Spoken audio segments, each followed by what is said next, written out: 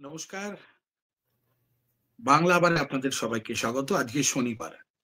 কিন্তু আজকে ১৫ই নভেম্বর এই দিনটাও বটে। গতকাল যে দিন ছিল তা সবাই জানি আমরা। ১৪ই নভেম্বর সেই দিন শিশুদের জন্য উৎসর্গিত। আর আজকে ধরিত্রী আবার জন্মদিন। ১৮৭৫ এই ১৫ই নভেম্বর উলগুলানের সেই ধরিত্রী আবার জন্মদিন। এই কথাগুলো ঠিক বুঝতে পারছেন না, তাই না? আসলে আমরা পেছন দিকটা বড্ড কম যাই। আরণ্যক শব্দটা মনে পড়ছে বিভূতিভূষণের? গায়ে কাঁটা দিচ্ছে না? ঠিক আজকে সেই দিন যেদিন উলগুলান অর্থাৎ বিরসা মুন্ডার জন্মদিন। চিনতে পারলেন কে এই বিরসা মুন্ডা? এই বিরসা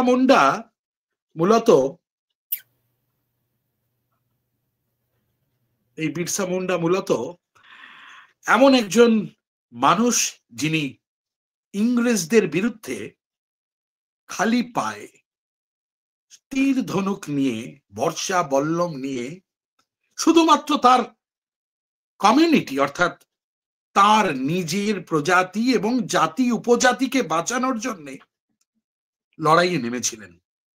না, তার হাতে কোনো বন্দুক ছিল না, তার হাতে কোথাও কোন রকম নতুন প্রজন্মের অস্ত্র ছিল না। কিন্তু যে কজন স্বাধীনতা সংগ্রামীর নাম উচ্চারিত হয়, আজ তার নামও উচ্চারিত হয়। এবং তিনি সেই ধরিত্রী আবা অর্থাৎ ধরিত্রীর যিনি পিতা, যাকে ভগবান মানা হয়, সেই বিরসা মুন্ডা গায়ে কাঁটা দিচ্ছে। আমার সঙ্গে রয়েছেন কাঞ্চন বন্দ্যোপাধ্যায়, বস্টন থেকে। নমস্কার কাঞ্চন দা। আসলে আমাদের এই বাংলা আবারে আমরা যেহেতু নতুন প্রজন্মের কাছে একটা জায়গা তৈরি করবার চেষ্টা করছি, যে আমাদের রুটটাকে জানানোর চেষ্টা করছি, তাই বাংলা আবার আজকে প্রণাম জানায় বিরসা মুন্ডাকে আরো একবার। কাঞ্চনদা, আপনার কাছে আপনি দীর্ঘদিন এই রুটকেই ধরবার চেষ্টা করেছেন। আজকে বিরসা মুন্ডার কথা আপনার কাছ থেকে শুনবো খুব ছোট করে, শুরুটা। বাংলা আবারের সবাইকে শুভেচ্ছা আজকের এই বিশেষ অনুষ্ঠানে জয়েন করার জন্য। আর রামকৃষ্ণকেও ধন্যবাদ এই অনুষ্ঠানটা পরিচালনা করার জন্য। আমরা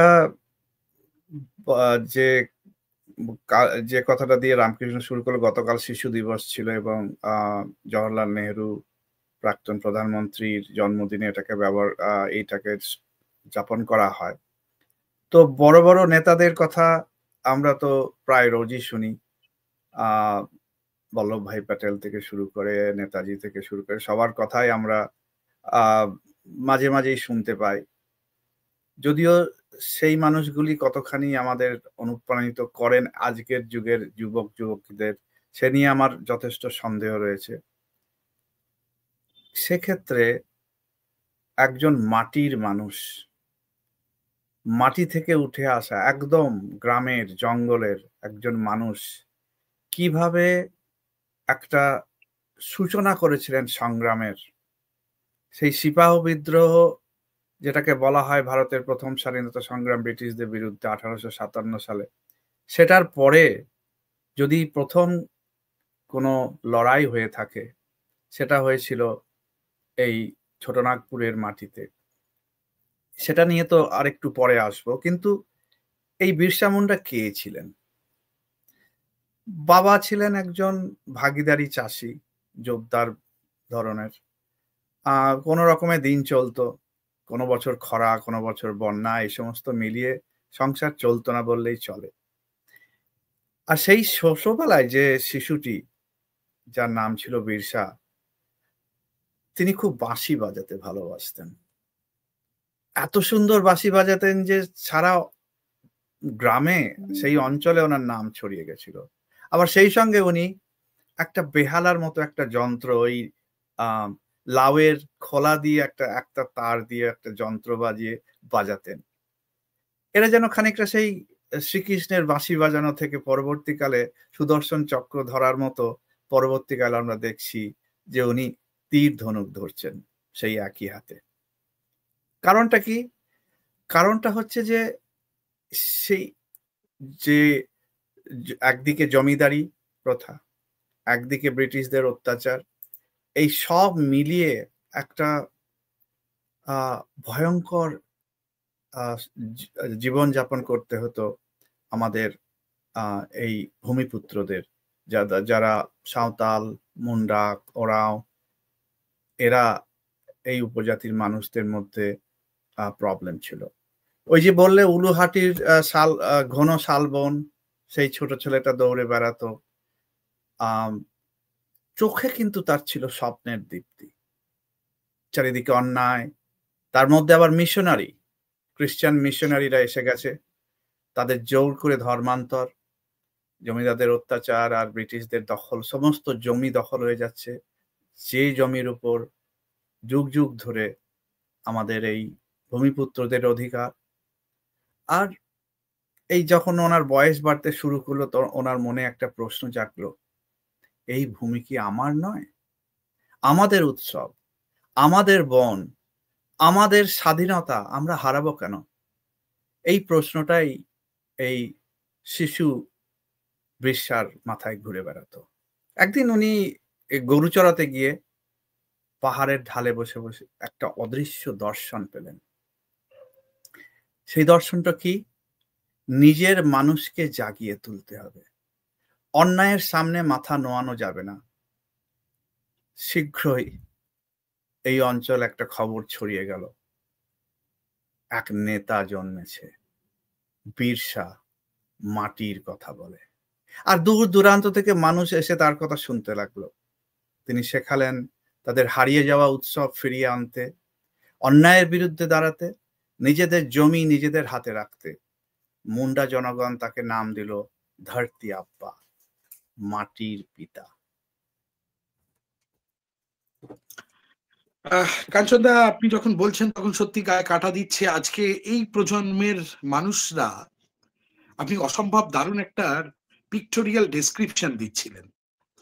ঠিক এই পিক্টোরিয়াল ডেসক্রিপশনটাই বিভূতিবাবু তার আরণ্যকে লিখেছেন, এঁকেছেন। ঠিক লবটুলিয়া, ছোটনাগপুর, ওই অঞ্চল, নদীর ধার, সেখান থেকে যখন একদল শিশু নগ্ন ভাবে তারা দৌড়ে বেড়াচ্ছে, তাদের জীবনটাই অন্যরকম, একটা অন্যরকম স্বপ্ন দেখছে তারা।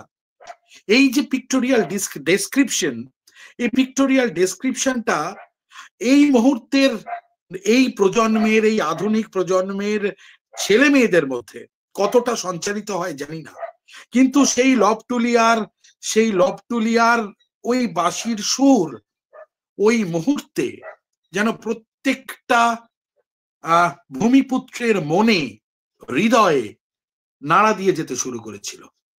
এবং এর একটা ইতিহাস আছে। এই ইতিহাসটা ঠিক কিরকম, সেটা হচ্ছে ত্রিপুরার রাজা এই ভূমিপুত্রদের নিয়ে এসেছিলেন। মূলত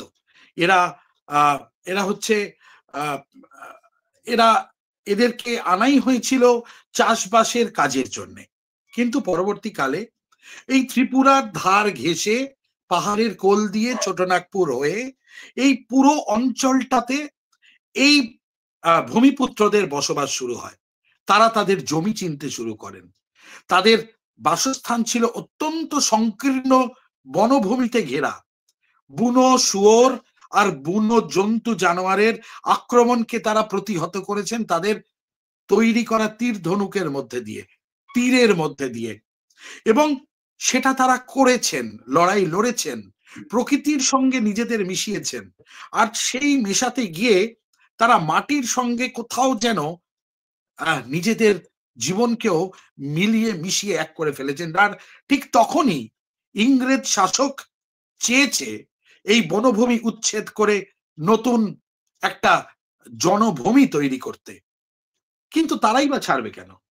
তারাই তাদের লড়াই করে তৈরি করা এই বনভূমি, যা তাদের পিতৃ পরিচয় বহন করছে, তারা তাদের সেই জমিকে ছাড়বে কেন? লড়াই সেখান থেকে শুরু। এবং ওই যে কাঞ্চনদা, আপনি দুটো কথা বললেন, একটা হচ্ছে জমিদার প্রথা, তখন তাদের ওপরে আক্রমণ চলছে বিভিন্নভাবে, তাদেরকে শুষে নেওয়ার চেষ্টা, উৎখাত করার চেষ্টা, সঙ্গে মিশনারি এই যে আক্রমণ, মানে একটা মানে তাদের ওপর একটা আগ্রাসী ভূমিকা, যে তাদেরকে ধর্মান্তকরণ করা হবে এবং তাদেরকে তাদের নিজেদের রুট থেকে উপড়ে ফেলা হবে, মানে শিকড় থেকে উপড়ে ফেলা হবে। এটা এটা যে কোনো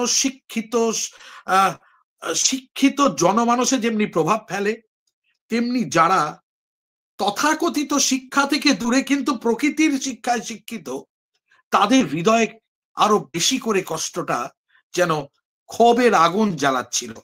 তারা তাদের নেতা খুঁজছিলেন। তো এই যে তুমি একটা ঐতিহাসিক কনটেক্সট দিলে, এখান থেকে যদি আরেকটু এগোনো যায়, যে 1857 সালের আমাদের প্রথম স্বাধীনতার যুদ্ধের পরে কংগ্রেস, জাতীয় কংগ্রেস প্রতিষ্ঠা হলো 1895 সালে, অর্থাৎ আমাদের বিরসা মুন্ডার জন্মের প্রায় 10 বছর পরে। এবং সেই আন্দোলনটা মানে বড় আকার নিতে আরো অনেক সময় লেগেছিল। এইরকম একটা সময় যখন অত্যাচার চরমে, জমিদারদের আছে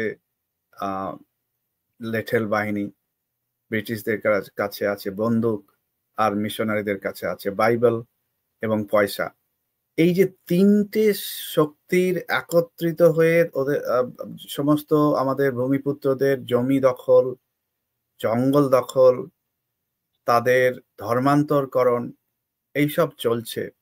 সেই সময় যেন একটা অভূতপূর্ব জাগরণ হলো একটি মানুষের মধ্যে। তো বিরসা মুন্ডা একটি নাম, কিন্তু বিরসা মুন্ডা হচ্ছেন একটি মুভমেন্ট, আন্দোলনের একটা নাম। বিরসা মুন্ডা স্বাধীনতার, স্বাধীন মানবিকতার একটি নাম, এবং ভারতবর্ষ তার কাছে চিরঋণী থাকবে যেভাবে তিনি আন্দোলন করেছিলেন এবং জীবন দিয়েছিলেন, বিশেষ করে যারা ভূমিপুত্র তাদের কাছে। এই প্রসঙ্গে এটা না বললেই নয় যে আমরা ভূমিপুত্রদের অন্যান্য অনেক এরকম মানুষ যারা বিভিন্ন জাতি উপজাতির মানুষ, তাদেরকে আমরা ভুলেই গেছি। এবং তার ফলে যে নতুন প্রজন্মের কাছে তাদের যে পৌঁছানোটা আর সম্ভব হয়নি, তার ফলে পরবর্তীকালে তাদেরকে বিভাজিত করা, যেমন নকশাল এবং কমিউনিস্ট মুভমেন্ট পরবর্তীকালে তারা বিভাজিত করেছে, এবং মিশনারিরা আজও অবধি, এবং যারা নকশাল আন্দোলন করেছে তারাও এখনো অবধি এখানেই বিভাজনটা করে চলেছে। তার জন্য শুধু যে তাদেরকেই দায়ী করা হবে তাই নয়, তার জন্য মূল সমাজ তাদেরকে ভুলে গেছে, মূল সমাজ তাদেরকে দূরে রেখেছে। যেমন তিলকা মাঝির কথা আমরা কতজন জানি। 1784 সালে উনি ব্রিটিশদের এগেনস্টে বিদ্রোহ করেছিলেন।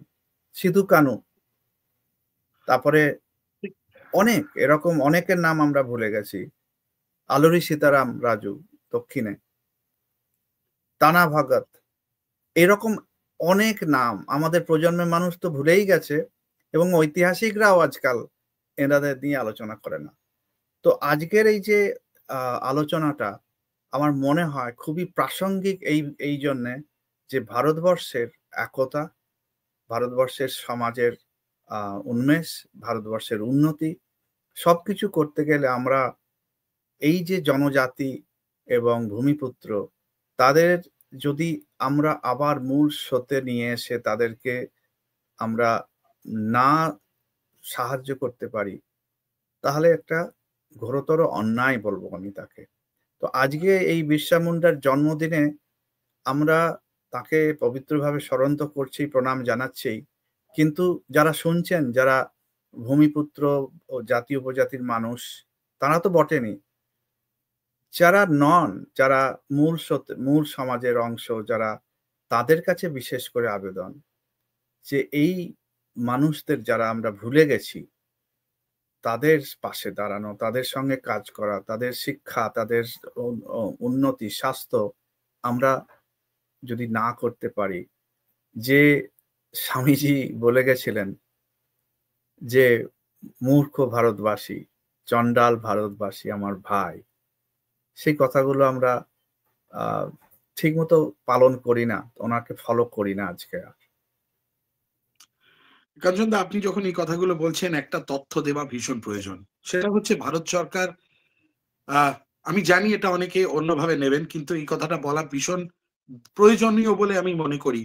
তার কারণ ভারত সরকার আজকে Naxalite মুভমেন্টকে, Naxalite movement free India, এই স্বপ্ন নিয়ে এগোচ্ছে। তার কারণ কি?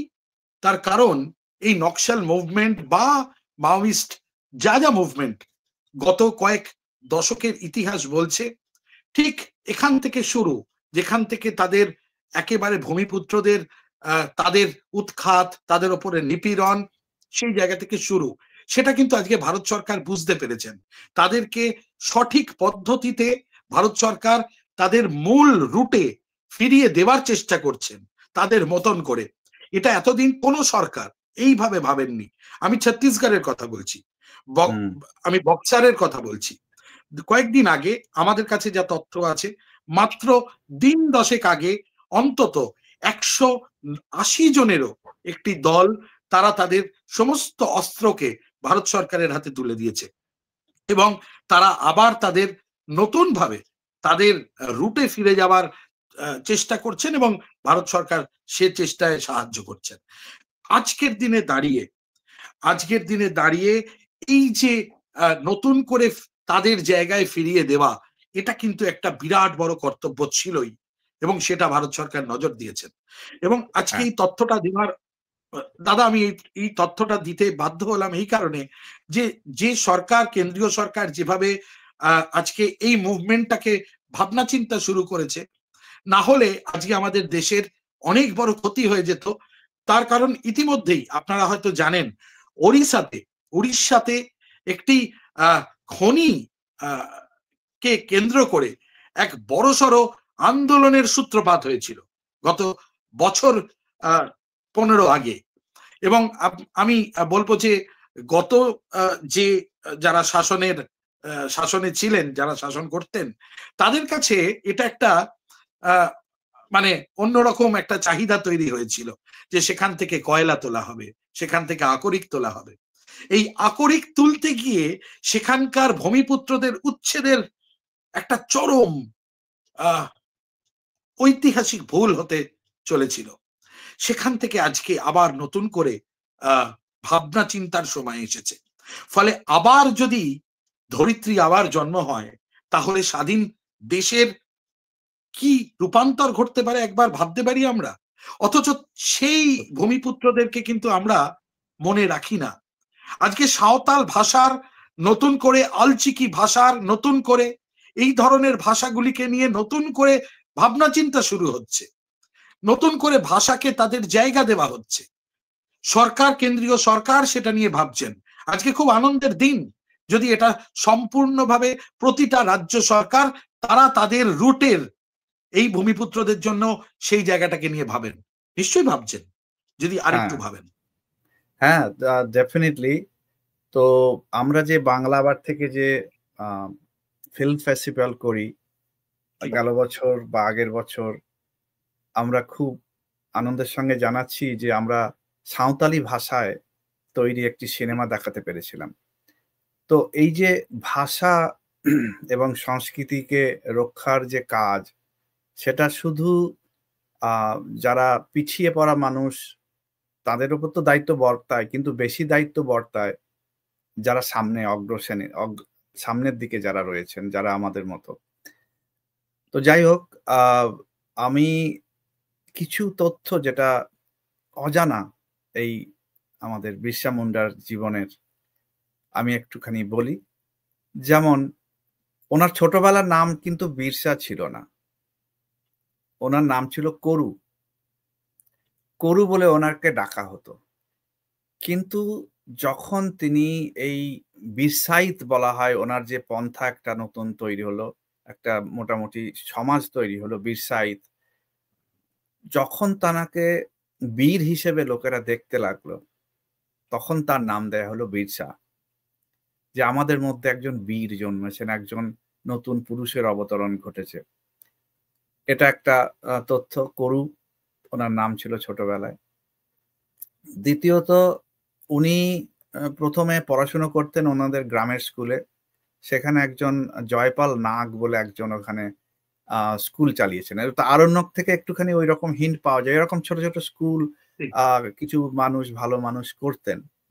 তো যখন জয়পাল নাগ যখন দেখলেন এর মধ্যে প্রচন্ড প্রতিভা রয়েছে, ওনাকে তখন বললেন যে যাও তুমি ওখানে। তখন জার্মান মিশনারি স্কুল ওখানে হয়েছে। তো উনি বললেন ওর বাবা মাকে যে ওকে খুবই মেধাবী ছেলে, ওকে ওখানে পাঠিয়ে দিন, তাহলে ছেলেটা ভালো কিছু হবে। হবে কি? উল্টোটা হলো। যেমন স্বামী বিবেকানন্দ তো সেই একই মিশনারি স্কুলে পড়াশোনা করেছেন, এবং শ্রী অরবিন্দ তাকে বিদেশে পাঠানো হয়েছে যাতে তিনি ভারতীয়ত্বের সঙ্গে কোনো সম্পর্ক না থাকে। সেরকমই আর কি আর একটা কাকতালীয় ঘটনা। বিরসা মুন্ডাকে কনভার্ট করা হলো এবং ওনাকে মানে জার্মান মিশনারি স্কুল, তো ওখানে গিয়ে তার নাম পাল্টে দেয়া হলো। নাম পাল্টে তারপরে খ্রিস্টান হয়ে গেলেন উনি। তখনই উনি বুঝতে পারলেন যে কিছু একটা ব্যাপার ঘটছে, যেটা খুবই গুরুত্বপূর্ণ ব্যাপার, যে আমি একজন মুন্ডা, আমার প্রজাতি আছে, আমার নিজস্ব সংস্কৃতি আছে, আমাকে কেন খ্রিস্টান হতে হবে? এই প্রশ্নটা যখন তুললেন তখন বুঝে গেলেন যে এদের কি। তখন কত বয়স ওনার? 10 বছর 12 বছর না এই সময় যখন, হ্যাঁ, তখনই উনি বুঝে গেছেন যে এই যে চক্রান্তটি চলছে, সেই চক্রান্তটা থেকে আমাদের বেরিয়ে আসতে হবে। তো তিনি জার্মান স্কুলে তো মিশনারি নিজেই কনভার্ট হয়ে গেছেন। মানে ওটা তো ওনার নিজের ইচ্ছায় নয়, তাকে হতে হয়েছিল। কিন্তু পড়াশোনায় খুবই মেধাবী ছিলেন। তা ওই স্কুলে গিয়েও উনি পরিচয় দিয়েছিলেন। তো তিনি বেরিয়ে এলেন এবং সমাজকে সংগঠিত করার কাজে যোগ দিলেন। 1895 সালেই উনি মোটামুটি রিবেলিয়ন শুরু করলেন। 75 সালে জন্ম, 20 বছর বয়সেই উনি মোটামুটি অস্ত্র ধরলেন, যেটা কিনা তুমি আগেই বললে তীর ধনুক। তিনি আর অন্য অস্ত্র কোথায় পাবেন, যেটা ওনাদের সমাজের যেটা অস্ত্র, প্রধান অস্ত্র, সেই তীর ধনুক নিয়ে যুদ্ধ শুরু করলেন। এবং লোকেরা মানে নিজের স্বেচ্ছায় সংগঠিত হতে লাগলো। কোনো হোয়াটসঅ্যাপ নেই, কোনো ইউটিউব নেই, কোনো বেতার নেই, কিন্তু হাজার হাজার মানুষ একসাথে হতে লাগলেন ওনাকে ফলো করার জন্য। 20 বছর বয়স। তো প্রথম রিবেলিয়ন যখন হয়ে গেল, যখন ওনারা রুখে দাঁড়ালেন, রুখে দাঁড়ানোর পর অনেককে মারা গেলেন এবং ওনাকে গ্রেপ্তার করা হলো। গ্রেপ্তার করে 2 বছর ধরে ওনাকে জেলে রাখা হলো। কিন্তু আন্দোলনটা ভিতরে ভিতরে চলছিল। 1998 সাল নাগাদ ওনাকে আবার মানে যুদ্ধটা বড় আকারের নিল। 1898। তারপরে হ্যাঁ, তারপর ওনাকে আবার জেলে রাখা হলো এবং বলা হয়ে থাকে যে ওনার নাকি জেলের মধ্যে কলেরা হয়েছিল। আসল কারণটা হয়তো এমনই হবে যে চরম অত্যাচার করা হয়েছিল ওনার উপর, যেটা ব্রিটিশদের একদম রীতি ছিল, যেটা আমরা অন্যান্য স্বাধীনতা সংগ্রামীদের দেখেছি। যেমন সূর্য সেন, তার প্রত্যেকটা হাতের নখ দাঁত ভেঙে ফেলা হয়েছিল। হ্যাঁ, তো এরকম বহু আমাদের বিপ্লবীদের এরকম ভাবেই করা হয়েছিল ব্যবহার তাদের সঙ্গে। তো হয়তো দেখা যাবে বিরসা মুন্ডাকেও ওই রকম একটা কঠিন পরিস্থিতিতে ওনার মৃত্যু হয়েছে। একটা বড় কাজ তখন হয়েছিল, একটা বিরাট কাজ হয়েছিল। ব্রিটিশদের মধ্যেও তো ভালো মানুষ কিছু ছিলেন। তখন এই যে জমি জায়গা, ব্রিটিশদের যে জমিদাররাই হোক আর মানে অন্যান্য অঞ্চলের লোকেরা এবং মিশনারিরা এবং এরা সবাই যখন জমি জায়গা দখল করে নিচ্ছিল, ব্রিটিশরা একটা আইন করেছিল তখন। সেই আইনটা যেটা বলা হয় যে একটা আইনটার নাম আমি ভুলে যাচ্ছি, সেই আইনের বলে এখন আদিবাসী বা ভূমিপুত্র যাদেরকে বলা হয় তাদের জমি জায়গা যাতে প্রোটেক্টেড হয়, মানে ভূমিপুত্র যারা নয় তারা ওইখানে আর জমি দখল বা কিনতে পারবে না। তো সেটার নাম ছিল ছোটনাগপুর টেনেসি অ্যাক্ট, 1908 সালে টেনেসি অ্যাক্টের বলে সেই যে আইনটা হয়েছিল সেই আইনে এখনো সেটা রয়েছে এবং সেই আইনের আওতায়, আইনের ছায়ায় এখনো পর্যন্ত আমাদের জনজাতি এবং ভূমিপুত্রদের জমি সম্পত্তি, জঙ্গল এখনো পর্যন্ত রক্ষণাবেক্ষণ করা হয়। যদিও পলিটিক্যাল কারণে আর মানে লোভের কারণে মানে সমস্ত কয়লা খনি বা অন্যান্য খনি, জঙ্গলের সম্পত্তি লুট করার জন্য ভায়োলেট তো করাই হয় রেগুলারলি, কিন্তু তা সত্ত্বেও আইনটা রয়েছে এবং সেই আইনের উৎপত্তি এই বিরসা মুন্ডার আন্দোলনের সূত্রপাত থেকে হয় 1908 সালে। তো এরকম কয়েকটা অজানা জিনিস আমাদের আমরা অনেকেই জানি না, সেই জন্য আজকে বললাম। আর আরেকটা জিনিস, তখনকার দিনে বিরসা মুন্ডার উপর ব্রিটিশ গোয়েন্দারা ওর ওপর নজরদারি চালাতো। হ্যাঁ, এবং ওদের নথি থেকে দেখা যাচ্ছে যে ওরা ওনার সম্বন্ধে কি লিখতো, মানে প্রত্যেক নেতার সম্বন্ধে ওরা ফলো করতো এবং নোট টোট রাখতো। তার থেকে পাচ্ছি আমরা আজকের দিনে বসে অসাধারণ বক্তা। উনি একজন অসাধারণ বক্তা ছিলেন, জন্মগত নেতা, বর্ন লিডার ওদের নোটে ছিল। আরেকজন নোট লিখেছেন ডেঞ্জারাসলি ক্যারিসমেটিক লিডার, মানে বিপজ্জনক, এত কারিশমেটিক, ডেঞ্জারাসলি কারিশমেটিক লিডার। এই যে ঘটনাগুলো, এগুলো আমাদের গায়ে কাটা দেয় আজকের দিনে বসে শুনলে, যে এই অল্প 20 বছর বয়সে, যেমন আমাদের ক্ষুদিরামও খুবই কম বয়সে জীবন দিয়েছিলেন, তবে যদিও কিছু বড় কিছু করার আগেই তিনি চলে গেছেন। তো এটা আমাদের গর্বের বিষয় হওয়া উচিত। তো আমি বিরসা মুন্ডার কয়েকটা উক্তি, মানে ওনাদের লেজেন্ড কয়েকটা কথা আমি একটু বলতে চাই। যেমন আবোয়া ডিসম আবোয়া রাজ, এর মানে হচ্ছে আমাদের দেশ আমাদের রাজ্য। জমি হলো বাপ দাদার দান, একে কেউ বিক্রি করতে পারে না, এটা ওনার কথা ছিল। ধর্ম বদলালে মানুষ বদলায় না, বদলায় বিশ্বাসের শিকড়। সরকারের নয়, এই বন, নদী, পাহাড় আমাদের পূর্বপুরুষদের। মাতৃভূমিকে ভালোবাসা মানে তাকে রক্ষা করা। মানুষের মধ্যে ভয় নয়, আত্মবিশ্বাস ছড়াও। আরো উনি বলতেন, মদ অর্থাৎ মাদকতা, অলসতা আর ভয়, এই 3 শত্রুকে জিততে না পারলে স্বাধীনতা আসবে না। এগুলি ওনার তখনকার দিনের বক্তব্য। তার জন্যই ওনাকে একজন ভগবান হিসেবে মানুষকে টিকে দেখা হয়, যিনি বীরসাইত পন্থার শুরু করেছিলেন এবং প্রণম্য হয়ে উঠেছিলেন। এখানে একটা শুধু কথা একটু জুড়ে দিতে চাই, সেটা হলো তিনি প্রথম ডাক দিলেন, বললেন এটা আমাদের রাজত্ব, আমাদের রানীর রাজত্ব নয়, এটা আমাদের রাজত্ব। এইটাতে ইংরেজ সরকার কিন্তু ভয় পেতে শুরু করেছিলেন সেই সময়। এক্স্যাক্টলি, ওটা তো একদম খাঁটি কথা। পরবর্তীকালে এই যে খুব নামকরা পণ্ডিত ছিলেন এবং অ্যাডভোকেট ছিলেন রামদয়াল মুন্ডা, তার মতে বিরসা মুন্ডা প্রথম আধুনিক আদিবাসী স্বশাসনের কণ্ঠ। আমাদের যে ভূমিপুত্রদের যে স্বশাসনের প্রথম কণ্ঠ হয়েছিলেন ইনি। স্বাধীনতার পর ওনার ছবি বোধহয় পার্লামেন্টের হলে রাখা আছে, এখনো রাখা আছে। হ্যাঁ, তো এই যে অল্প 25 বছর 24 বছরের মধ্যে জীবনটা চলে গেল, উনি বেঁচে থাকলে হয়তো দেখা যাবে গোটা ভারতবর্ষ জুড়ে তার এই আন্দোলন ছড়িয়ে পড়তে পারত এবং নানা রকমের সাংস্কৃতিক, ধর্মীয় এবং বিভিন্ন রকমের কার্যকলাপ হতে পারত।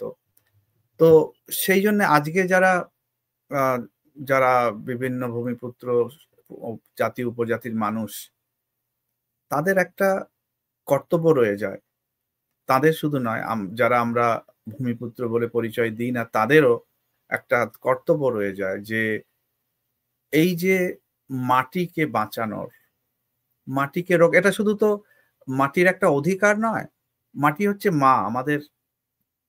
আমাদের ভারতীয় সংস্কৃতিতে মাটি হচ্ছেন মা, ভূমি মাতা। তার রক্ষণাবেক্ষণ, পাহাড়, পর্বত, নদী আমরা কি করতে পারছি? এই যে পবিত্র গঙ্গা বলে আমরা মনে করি, পবিত্র গঙ্গায় আমরা কি নোংরা ফেলি না? আমরা কি নানাভাবে আমরা পরিবেশকে দূষণ করছি না? তো এই যে ভূমির যে সম্পর্ক, এটাও একটা শিক্ষার বিষয় যে কিভাবে আমরা সংরক্ষণ করব, কিভাবে আমরা ভবিষ্যৎ প্রজাতির জন্য এই মাটি, নদী, বাতাস, জঙ্গল এগুলোকে কিভাবে আমরা সংরক্ষিত করে পরবর্তী প্রজন্মের কাছে রেখে যাব, সেই শিক্ষাও কিন্তু আমাদের এই প্রণম্য মানুষটি বিরসা মুন্ডা দিচ্ছেন আজকেও, যদি আমরা নিতে পারি। কাঞ্চনদা, আপনি অসম্ভব একটা ডেসক্রিপশন দিচ্ছিলেন। সত্যি বলছি যে আমরা যারা একটু তলিয়ে ভাবি, আমাদের কাছে এটা একটা বিরাট পাওয়া আজকের দিনে, যে শুধু একটাই কথা বলে আমরা অনুষ্ঠান শেষ করব, আজকে আর বেশি টানবো না, আমরা দীর্ঘায়িত করব না। কিন্তু এটা তো ঠিক যে আজকের দিনে দাঁড়িয়ে এখনো পর্যন্ত সংসদের দেওয়ালে কিন্তু বিরসা মুন্ডার ছবি রয়েছে, কিন্তু আজকে সকাল থেকে কোনো রাজনৈতিক দলকে আমি দেখলাম না তারা বিরসা মুন্ডার জন্মদিনে এতটুকু শ্রদ্ধা জ্ঞাপন করলেন। মালাটিও দেবার মতো তাদের সময় হলো না। একদমই তাই। সত্যি এভাবেই কি আমরা আমাদের রূপটাকে ভুলে যাব? প্রশ্নটা আমাদের ভাবাবে আগামী দিনটাতে, এইটুকু প্রশ্ন রাখবো। আর কাঞ্চনদা একটা কথা অদ্ভুত সূত্র ধরিয়ে দিয়েছেন। তিনি বলছিলেন যে সেই সময়ের এই যে উলগুলানের স্বপ্ন দেখা দিনগুলো, তখন হোয়াটসঅ্যাপ নেই, তখন ইউটিউব নেই, কোনো গ্যাজেট নেই। কি ছিল? ছোটনাগপুরে যারা গেছেন তারা জানেন যে ছোটনাগপুরের একটা আলাদা টিউন আছে, একটা সুর আছে। ধামসা মাদলের সঙ্গে সঙ্গে একটা অদ্ভুত বাঁশির সুরে তারা কথা বলে, গান গায় এই ছোটনাগপুর মালভূমি অঞ্চল জুড়ে। আর ঠিক সেই মালভূমি অঞ্চল জুড়ে বিরসাও সেদিনকে এভাবেই ডাক দিয়েছিলেন নতুন উলগুলানের। এবং বিরসার নদীর মতন তীর বেগে ছুটে যাওয়া এবং সঙ্গে একটা অদ্ভুত আকর্ষণ বোধহয় বিরসার সঙ্গে কয়েক লক্ষ মানুষকে জুড়ে দিয়েছে আজকে। তাদের সেই সময়ের ইতিহাসে বেশ কিছু মানুষ তারা লড়াইয়ের তীরধনুক হাতে তুলে নিতে পেরেছিলেন। বিরসা কি এমন করেছিলেন? বিরসা সেদিন ধামসা মাদলের সঙ্গে সঙ্গে কোথাও যেন একটা সুর বেঁধে দিয়েছিলেন এই লড়াইয়ের সঙ্গে। তার একটা বড় শব্দ হচ্ছে ঠোঁট। ঠোঁট দিয়ে তিনি শীষ দিতেন। শীষের শব্দে, এটা শুধু বিরসা নয়, বিরসার মতন যারা লড়াই করেছেন, আজকে আমাদের এই লড়াইয়ের ইতিহাসের যদি একটু গভীরে যাওয়া যায়, দেখা যায় যে আমাদের শরীরকে কেন্দ্র করে কিছু শব্দ আমরা বের করতে পারি, যেটাকে তালবাদ্যম বলা হয়। সেই শব্দগুলোকে ব্যবহার করে দীর্ঘদিন মানুষ এই ধরনের ঐতিহাসিক বিপ্লবের ডাক দিয়েছিলেন। আমরা ভুলবো কি করে? ওই যে বলছিলাম যে লবটুলিয়ার পাশ দিয়ে বয়ে যাওয়া ছোট নদীর তীর দিয়ে যখন দৌড়চ্ছেন বিরসা তার হাতে তার এই তীর ধনুক নিয়ে, তখন বোধহয় ধামসা মাদলের সঙ্গে সঙ্গে তার ঠোঁট দিয়ে গভীর থেকে শরীরের একটা শীষ বেরিয়ে এসেছিল, নতুন জন্মের, নতুন স্বপ্নের, নতুন ভোরের। সূর্যের আলো তখন ছোটনাগপুর মালভূমির একেবারে পেছন দিক থেকে মনে হচ্ছে যেন আরো রাঙা হয়ে উঠেছে। ঠিক এমন কথাই বিভূতিবাবু তার লেখায় লিখছেন, নানানভাবে বর্ণনা করছেন। কি রোমান্টিসিজম, তাই না? অথচ তার সেই অন্ধকার রোমান্টিসিজমের পেছনে যে কি গভীর নিখাদ আত্মত্যাগ, আত্মবলিদান রয়ে গেছে, আমরা কজন মনে রাখলাম? সেই শীষ, বিরসা মুন্ডার সেই শীষের ধ্বনি এখনো অনুরণিত হচ্ছে। যাদের কান আছে তারা শুনতে পাবেন আজও। আর এই বীরদের, বিরসা মুন্ডা সমেত সমস্ত বীরদের আমরা আজকের দিনে আর একবার প্রণাম জানিয়ে শেষ করছি এখানেই। ধন্যবাদ। আপনাদের সবাইকে অনেক অনেক ধন্যবাদ। দেখতে থাকুন বাংলা আবার, দেখতে থাকুন আমাদেরকে, এবং সাবস্ক্রাইব করতে ভুলবেন না। আর একটা অনুরোধ করব, বাংলা আবারে আমাদের এই লড়াইটাকে যদি জারি রাখতে হয়, দয়া করে আমাদের পাশে থাকুন। কিভাবে থাকবেন?